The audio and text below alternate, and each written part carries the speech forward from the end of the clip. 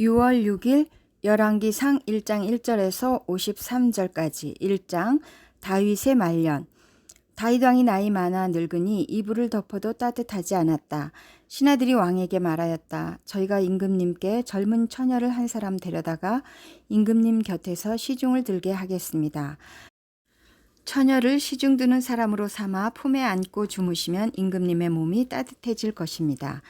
신하들은 이스라엘 온 나라 안에서 젊고 아름다운 처녀를 찾다가 수넴 처녀 아비삭을 발견하고 그 처녀를 왕에게로 데려왔다. 그 어린 처녀는 대단히 아름다웠다. 그 처녀가 왕의 시중을 드는 사람이 되어서 왕을 섬겼지만은 왕은 처녀와 관계를 하지는 않았다. 아도니아가 왕이 되고자 하다. 그때 다윗과 학깃 사이에서 태어난 아들 아도니아는 자기가 왕이 될 것이라고 하면서 후계자처럼 행세하고 다녔다. 자신이 타고 다니는 병거를 마련하고 기병과 호위병 50명을 데리고 다녔다. 그런데도 그의 아버지 다윗은 아도니아를 꾸짖지도 않고 어찌하여 그런 일을 하느냐고 한 번도 묻지도 않았다. 그는 압살롬 다음으로 태어난 아들로서 용모가 뛰어났다. 아도니아가 스루야의 아들 요압과 아비아달 제사장을 포섭하니 그들이 아도니아를 지지하였다. 그러나 사독 제사장과 여호야다의 아들 브나야와 나단 예언자와 시므이와 레이와 다윗을 따라다닌 장군들은 아도니아에게 동조하지 않았다. 아도니아가 엔 로겔 가까이에 있는 소헬렛 바위 옆에서 양과 소와 살찐 송아지를 잡아서 잔치를 베풀고 자기의 형제인 왕자들과 유다 사람인 왕의 모든 신하들을 초청하였다.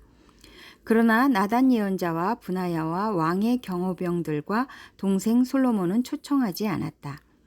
솔로몬이 왕이 되다. 나단이 솔로몬의 어머니 밧세바에게 물었다. 우리의 왕 다윗 임금님도 모르시는 사이에 이미 학깃의 아들 아도니아가 왕이 되었다고 합니다. 혹시 듣지 못하셨습니까?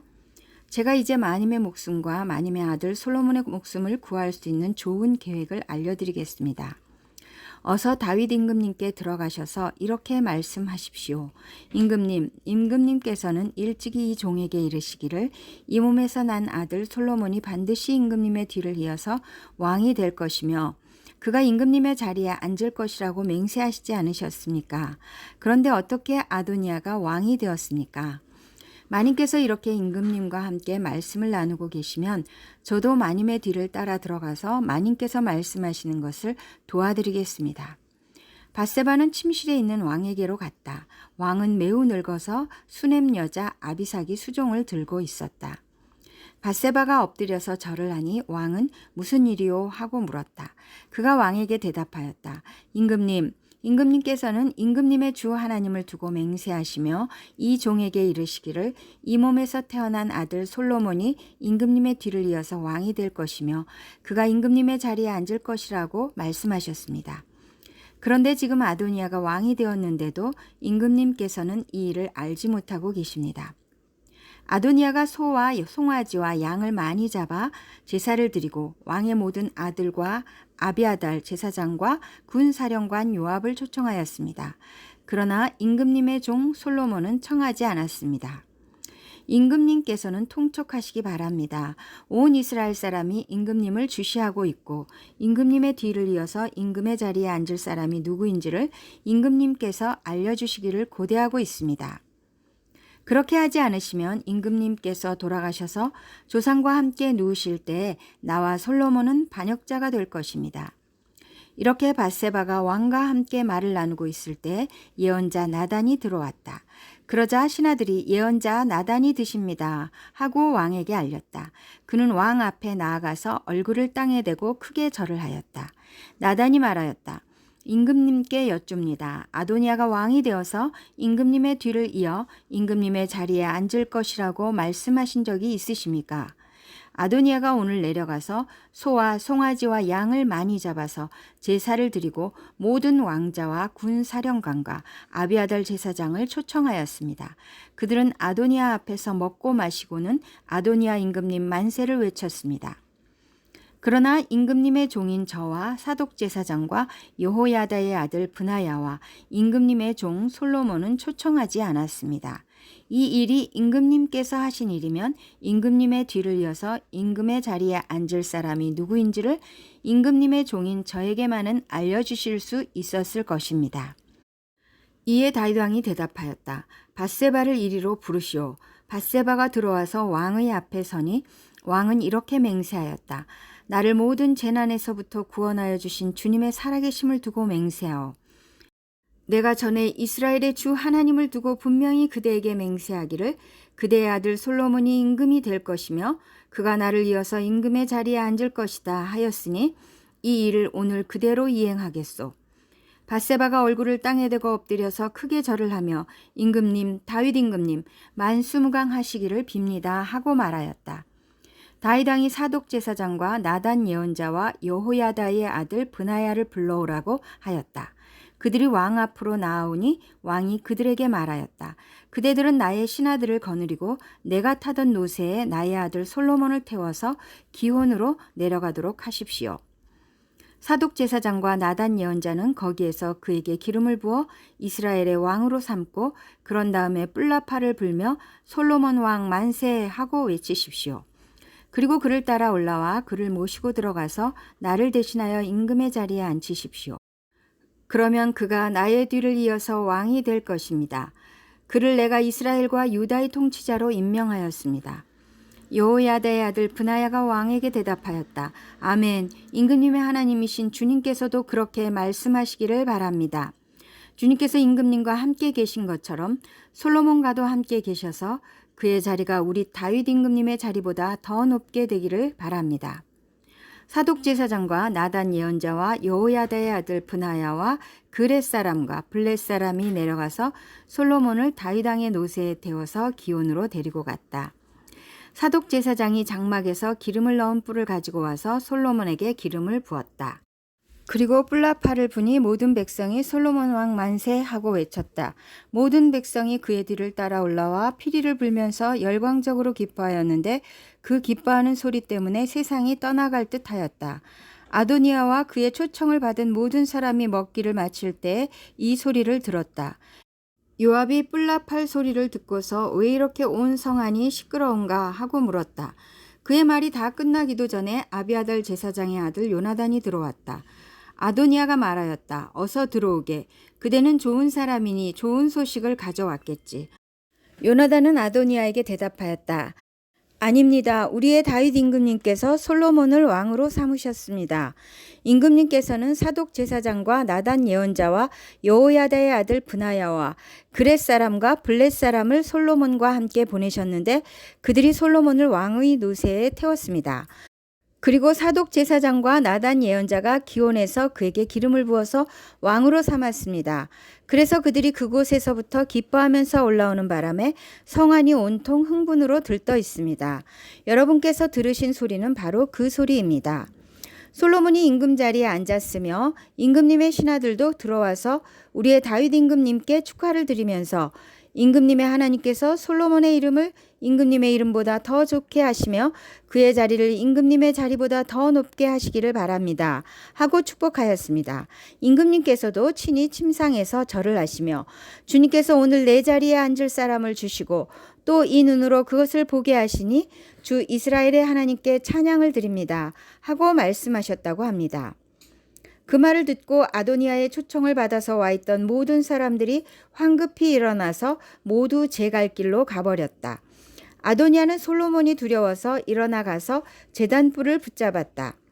사람들이 솔로몬에게 말하였다. 아도니아가 솔로몬 임금님을 두려워하여서 지금 제단뿔을 붙잡고 솔로몬 임금님께서 임금님의 종인 아도니아를 칼로 죽이지 않겠다고 맹세해 주시기를 바라고 있습니다. 솔로몬이 말하였다. 그가 충신이면 그의 머리카락 하나도 땅에 떨어지지 않을 것이다. 그러나 그에게서 악이 발견되면 그는 죽을 것이다. 솔로몬 왕이 사람을 보내어 그를 제단에서 끌어오게 하니 그가 와서 솔로몬 왕에게 절을 하였다. 그러자 솔로몬은 그에게 집에 가 있으라고 하였다.